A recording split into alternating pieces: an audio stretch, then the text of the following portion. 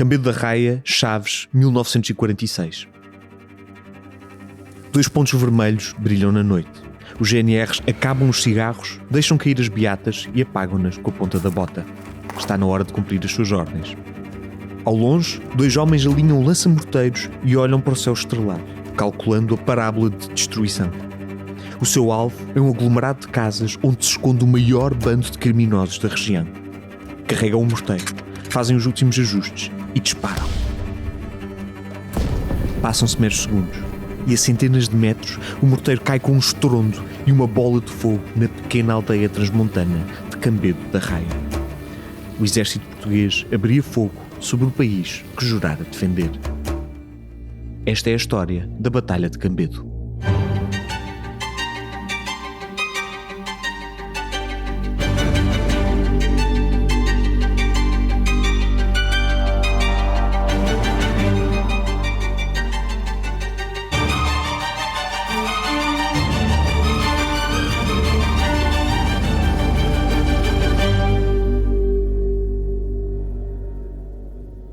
Olá a todos e bem-vindos a mais um episódio do Histórias da Revolução, desta vez o episódio 7, a Batalha de Cambedo, uma história infelizmente esquecida que retrata não só um profundo ato de violência, mas também a colaboração internacional que havia não só entre regimes ditatoriais, mas também entre combatentes antiditatoriais. Quais os regimes, quais os ditadores, terão que descobrir um bocadinho mais à frente. Só para fazer aqui um aviso rápido, já saiu Radicais Queers que Fizeram História, o nosso novo programa aqui da Broá, disponível no feed Sapiens. Já estão os 2 primeiros episódios, valem muito a pena e queria convidar-vos a todos a irem assistir. Vamos ao nosso episódio. Começamos no final da década de 30. O Estado Novo tinha apenas 3 anos e Salazar presidia aos destinos do país. No entanto, o seu primeiro desafio internacional aproximava-se, ainda por cima, mesmo aqui ao lado, na vizinha Espanha. Em 1936, um golpe de Estado militar destituiu o governo republicano e deu início à sangrenta Guerra Civil Espanhola. Durante 3 longos anos, o país foi rasgado pela violência. De um lado, os republicanos, socialistas, comunistas e outras forças de esquerda apoiadas pelo México e pela União Soviética. E do outro, uma coligação de militares, nacionalistas e monárquicos lideradas pelo generalíssimo Francisco Franco. Salazar e Franco não podiam ser mais diferentes. O líder português era um rato de biblioteca, um académico de voz fina até um pouco entediante. Já Franco era um militar rijo e autoritário, para quem o punho e a bala eram os principais argumentos políticos. Era um homem francamente rijo. Apesar das suas diferenças de perfil, tinham algo em comum.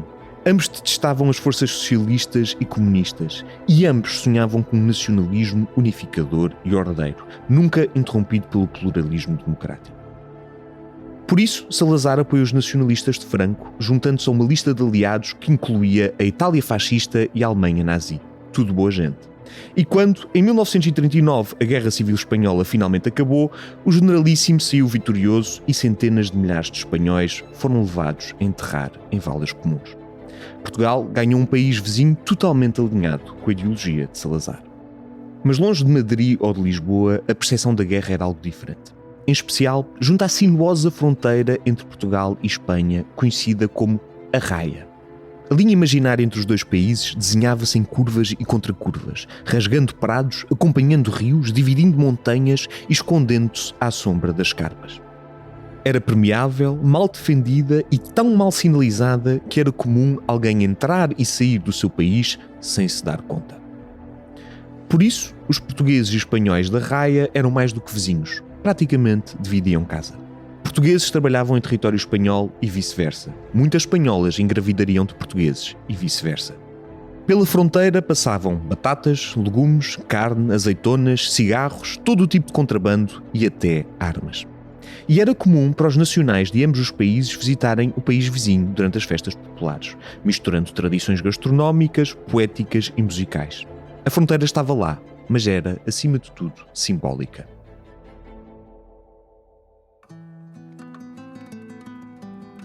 Por tudo isto, a Guerra Civil Espanhola foi vivida pelos portugueses da Raia de uma forma muito particular. Durante a guerra, muitos guerrilheiros que resistiram ao generalíssimo refugiaram-se nas montanhas e nas grutas da fronteira.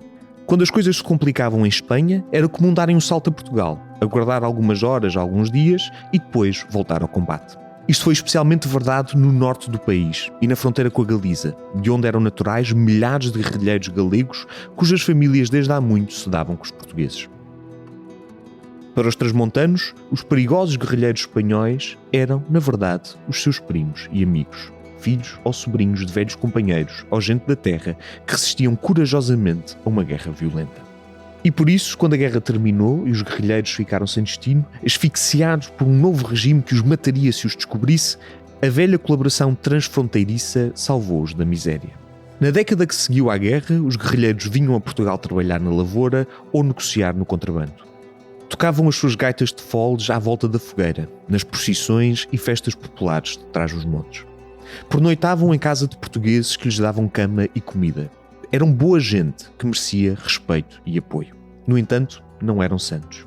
Os guerrilheiros continuavam a sua luta, assaltando proprietários ricos e negociando em armas e explosivos. Em 1942 formou-se, e peço desde já desculpa pela pronúncia, a Federación de Guerrillas de León Galiza, uma tentativa de unificar as várias guerrilhas numa organização com objetivos comuns. Queriam destruir o regime do Generalíssimo, ou pelo menos enfraquecê-lo, como a aldeia de gauleses do Asterix a resistir aos romanos. Muito do seu tempo era passado a contrariar os avanços dos militares espanhóis, bem como as operações da PIDE e da GNR que, deste lado, tentavam empurrá-los de volta para a Espanha. Ainda assim, resistiram. Dominavam o território, conheciam todas as grutas, reentrâncias e escarpas da raia e tinham a simpatia das populações. Estes eram verdadeiros guerrilheiros, não eram raia miúda. Até conseguiram recrutar mais guerrilheiros que nem sequer tinham combatido na guerra, dando-lhes a promessa de uma forma de luta heroica contra o franquismo. E é aqui que surgem duas personagens que serão importantes na nossa história. O primeiro é Demétrio García Álvarez, que se juntara à guerrilha na Galiza em 1945, depois de anos como um simples agricultor. Demétrio nascera e crescera a apenas 4 km da fronteira com Portugal e, por isso, criara uma sólida base de apoio nas aldeias transmontanas. Foi ele quem recrutou Juan Ribera, outro galego que conseguira manter-se à margem da guerra, mas não resistir à romântica vida de guerrilheiro. Tanto Demétrio como Juan eram conhecidos no norte português. Juan era um exímio tocador de gaita de foles, tal como os seus irmãos e o seu pai, e animava as festas populares com a sua energia contagiante e ar de galã irresistível. Um autêntico Dom Juan. Já Demétrio tinha uma irmã que viria a casar com um português, passando a ter sobrinhos que eram, também eles, portugueses. Estes dois homens eram o exemplo perfeito do estilo de vida guerrilheiro. De dia, lutavam pela queda do regime de Franco, e à noite atravessavam a fronteira para ir aos bailaricos e visitar a família e os amigos.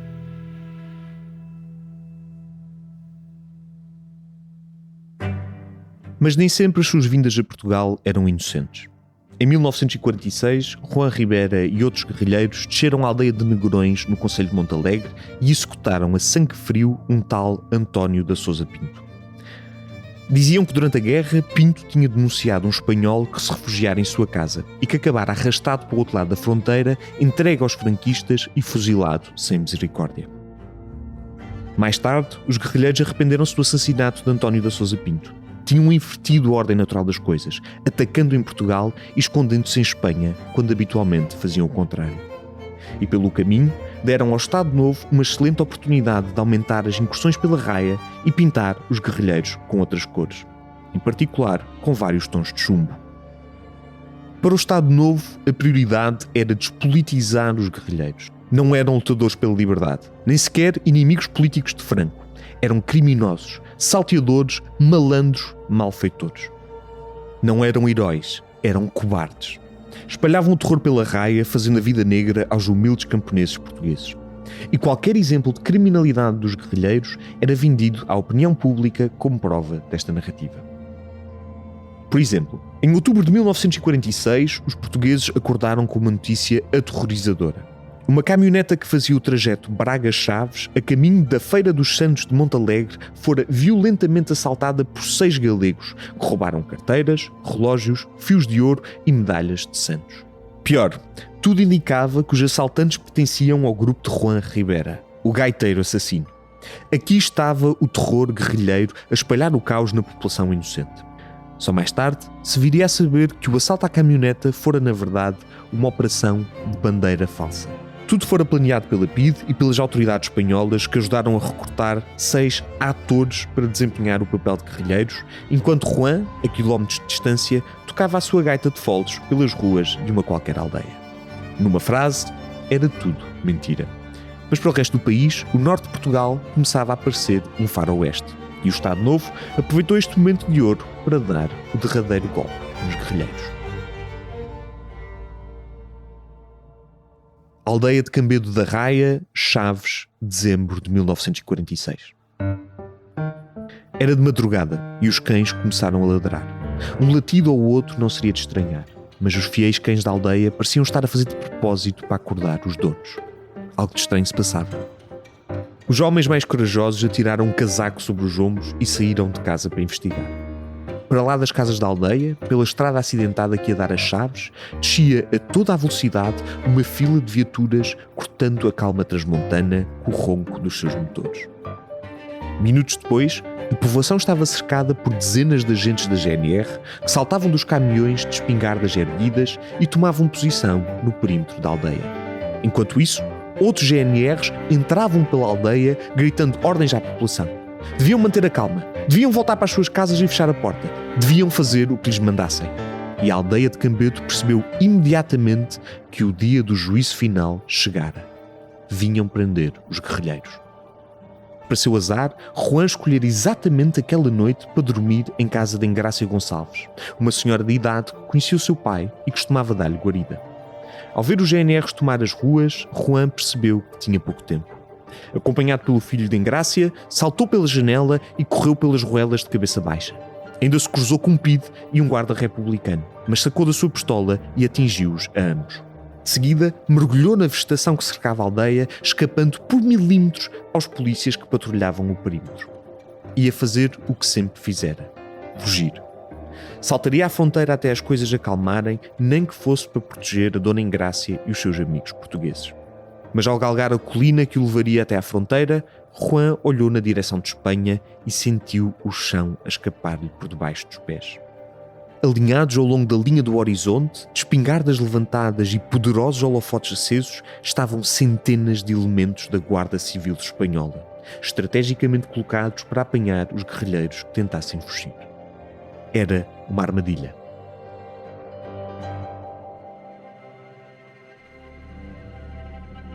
Juan deu meia volta e desceu a colina a correr, mas a Guarda Civil já o vira e iniciou os disparos.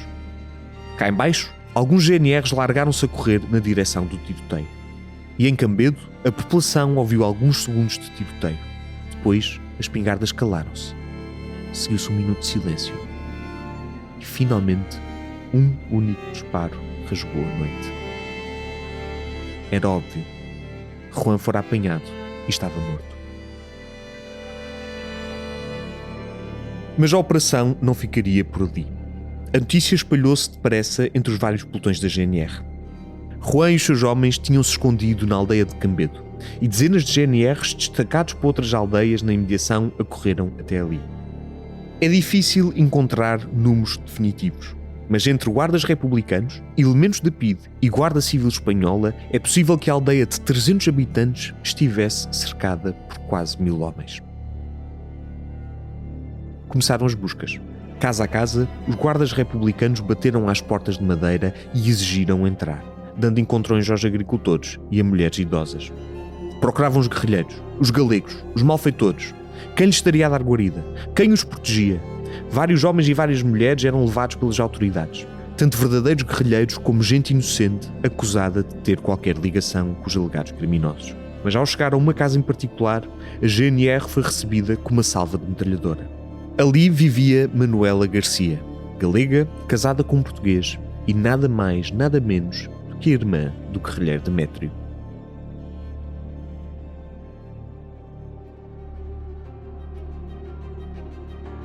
Se até aqui Cambedo fora palco de uma operação policial sem precedentes, a partir daquele momento a aldeia foi mergulhada num verdadeiro cenário de guerra.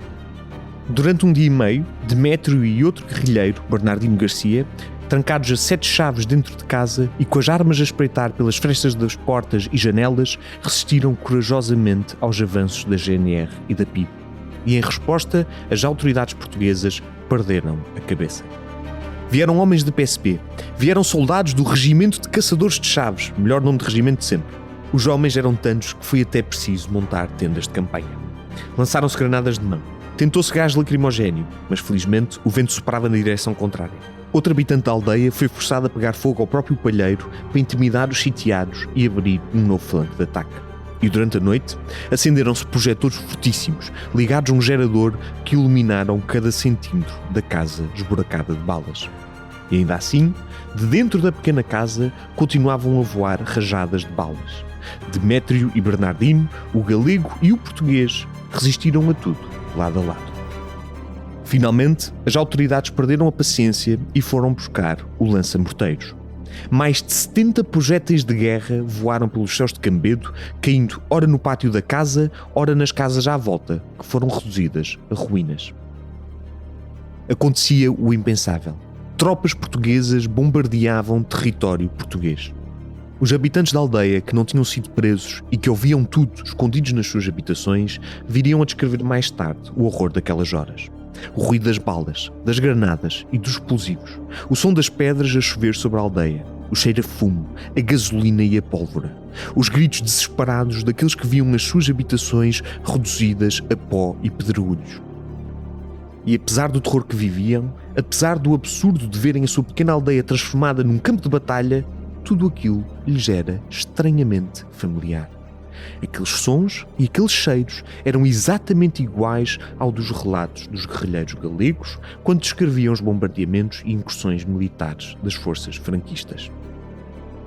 Com uma década de atraso, a guerra saltara a fronteira e chegara a Cambedo. E, pelos vistos, ia acabar por destruir a aldeia.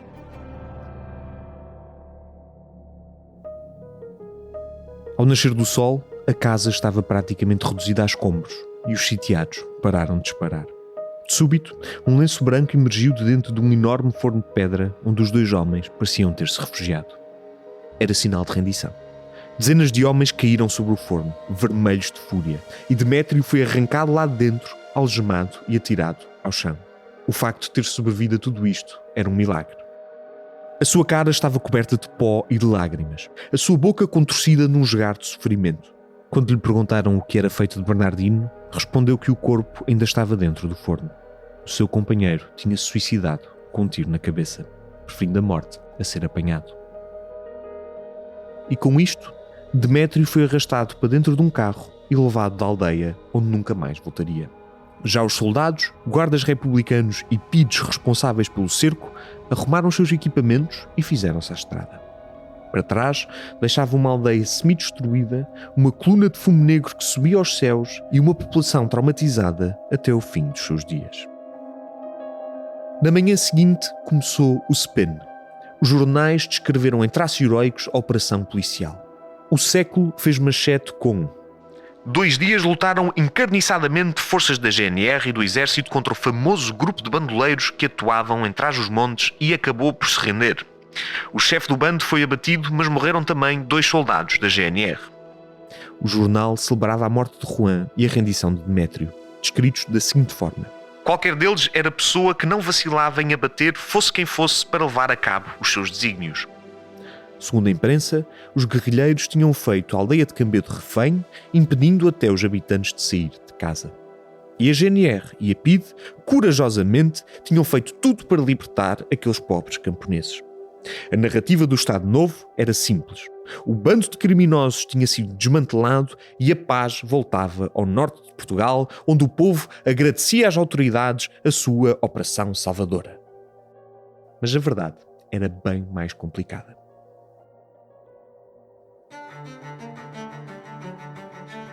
Cerca de 18 habitantes de Cambedo tinham sido detidos e levados pela PIDE para interrogatório, acusados de dar guarida e colaborar com criminosos. A irmã de Demétrio foi detida, acabando por perder um filho pequeno na prisão. Já Demétrio foi despedaçado pelo sistema judicial do Estado Novo. Foi torturado, passou de uma cela em Chaves para a penitenciária de Lisboa e finalmente levaram-no para o Tarrafal. Só viria a ser libertado quase 20 anos depois, em 1965, altura em que pediu para ir para a França. Viveu uma derradeira humilhação. Mesmo como homem livre, foi escoltado por um agente da PIDE até sentar-se no avião, talvez para garantir que o velho guerrilheiro não tentava uma fuga heroica. Viria a morrer em 1990, sem nunca ter voltado à sua Galiza natal. A maior sobrevivente da Batalha de Cambedo foi mesmo a própria aldeia. Durante décadas, a sua população viveu refém da narrativa do Estado Novo. Mesmo noutras aldeias e cidades de Trás-os-Montes, dizia-se que os seus habitantes eram colaboradores de criminosos e amigos de assassinos. Eram pessoas de pouca confiança, enganadoras, desonestas. Ir a Cambedo era correr um risco desnecessário, era brincar com a sorte. E a própria aldeia parece não ter sido capaz de lidar com o trauma. Durante muitos anos, quem sobreviveu àqueles 2 dias de terror recusava relatar o que vira. E muitas das casas destruídas pelos morteiros permaneceram assim, reduzidas a escombros e paradas no tempo. Só nos anos 80, muito graças às investigações de Paulo Godinho da Universidade Nova de Lisboa, é que o processo da Batalha de Cambedo foi resgatado da Torre do Tombo e reinterpretado à luz da democracia. A reputação de Cambedo alterou-se. Aqueles portugueses não eram cúmplices de crimes, mas sim fiéis defensores dos seus amigos e familiares galegos. Em 1996, meio século sob o desastre, um grupo de intelectuais galegos decidiu homenagear a pequena aldeia, oferecendo uma placa que ainda hoje pode ser visitada junto à Capela de Cambedo, em lembrança do vosso sofrimento, 1946-1996. Era a justa homenagem à pequena aldeia portuguesa que, num dia de dezembro, se tornou o alvo não de uma, mas de 2 ditaduras ao mesmo tempo.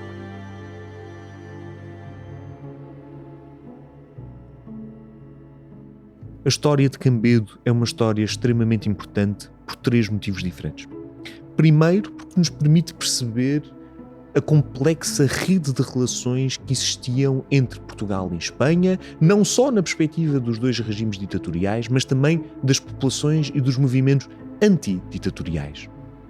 Há uma vasta história, pouco explorada na nossa opinião, sobre como Portugal colaborou com Espanha, como Espanha colaborou com Portugal, como as resistências colaboraram umas com as outras e como a ligação dos 2 regimes era às vezes mais umbilical do que nós queremos achar que realmente foi.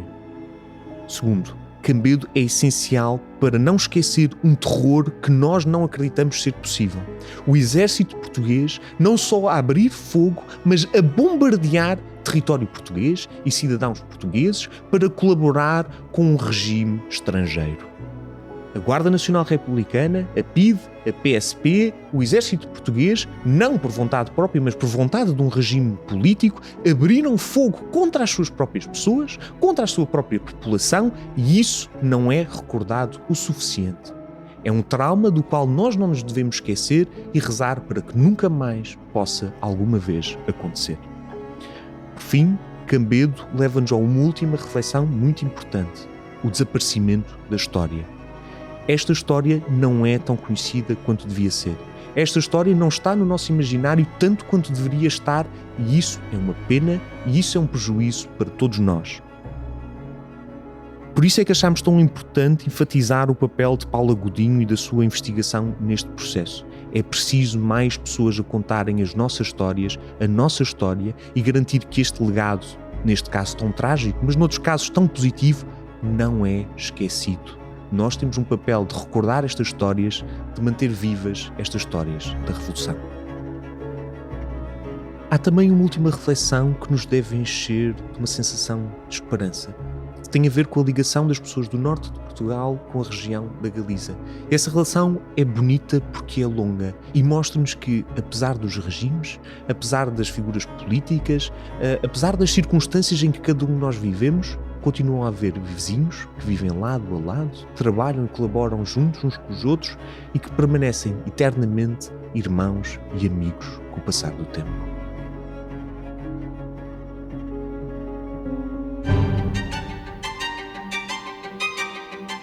Histórias da Revolução é um programa da série Sapiens, produzido pela Borá Podcast, narrado por Luís Francisco Sousa. Com direção criativa de Luís Francisco Sousa, escrito por Renato Rocha, pesquisa por Nuno Mendes, direção técnica de Rita Cabrita e sonoplastia de Sarah Millen, identidade gráfica desenvolvida por Rita Cabrita e Luís Francisco Souza.